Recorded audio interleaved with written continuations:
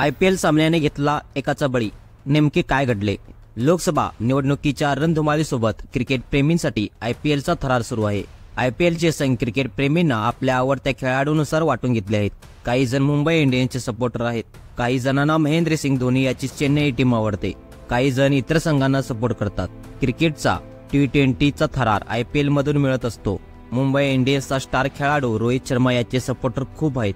रोहित शर्मा याला कर्णधार पदावरून काढल्यानंतर सोशल मीडियावर मुंबई इंडियन्स विरोधात मोहीम सुरू झाली होती.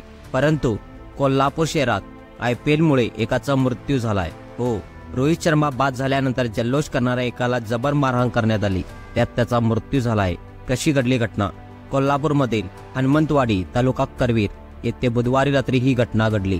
बुधवारी 27 मार्च रोजी रात्री 10च्या सुमारास बंडू तिबिले, सागर झांजगे व बळवंत झांजगे IPLचा सामना पाहत होते. मुंबई इंडियन्स विरुद्ध चेन्नई सुपर किंग्स असा हा सामना सुरू होता. त्यावेळी रोहित शर्मा बाद झाला. बंडूपंत तिबिले यांनी त्याचा आनंद साजरा केला. त्याचा राग सागर झांजगे व बळवंत झांजगे यांना आला. त्यांनी बंडूपंत तिबिले यांना दांडक्याने जबर मारहाण केली. त्यानंतर त्याच्या कानातून व नाकातून रक्तप्रवाह थांबत नव्हता. त्यात बंडूपंत गंभीर जखमी झाला. रुग्णालयात उपचार सुरू असताना मृत्यू. गंभीर जखमी झालेल्या बंडूपंत तिबिले यांना रुग्णालयात दाखल करण्यात आले, परंतु उपचार सुरू असताना 3 दिवसानंतर त्याचा मृत्यू झाला.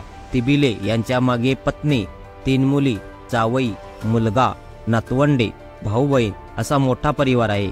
या प्रकरणातील संशयित आरोपी सागर झांजगे व बळवंत झांजगे यांच्यावर गुन्हा दाखल करण्यात आला आहे. पोलिसांनी त्यांना अटक केली आहे. दरम्यान या घटनेमुळे कोल्हापूरमधील क्रिकेट प्रेमींना चांगलाच धक्का बसला आहे. खेळाचा आनंद घेण्याऐवजी एका क्रिकेट प्रेमीची हत्या झाली आहे.